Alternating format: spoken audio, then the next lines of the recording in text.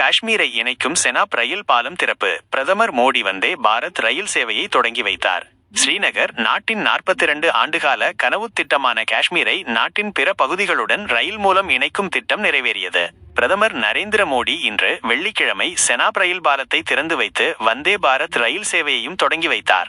இந்த வரலாற்று சிறப்புமிக்க நிகழ்வு காஷ்மீர் பள்ளத்தாக்கின் வளர்ச்சிக்கும் மக்களின் பயண வசதிகளுக்கும் ஒரு புதிய அத்தியாயத்தை தொடங்கி வைத்துள்ளது. இமயமலைத் தொடரின் கடினமான புவியியல் அமைப்பை கடந்து பொறியியல் அற்புதமாக கட்டப்பட்டுள்ள இந்த செனாப் ரயில் பாலம் இப்பகுதியின் இணைப்பு வசதிகளை மேம்படுத்துவதில் ஒரு முக்கிய மைல்கல்லாக திகழ்கிறது.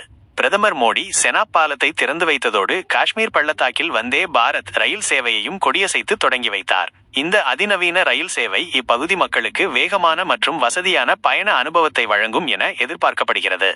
இந்த திட்டத்தின் நிறைவு காஷ்மீர் மக்களின் நீண்டகால கோரிக்கையை நிறைவேற்றியுள்ளதோடு சுற்றுலா, வர்த்தகம் மற்றும் பொருளாதாரம் மேம்படவும் பெரிதும் உதவும் என்று நம்பப்படுகிறது.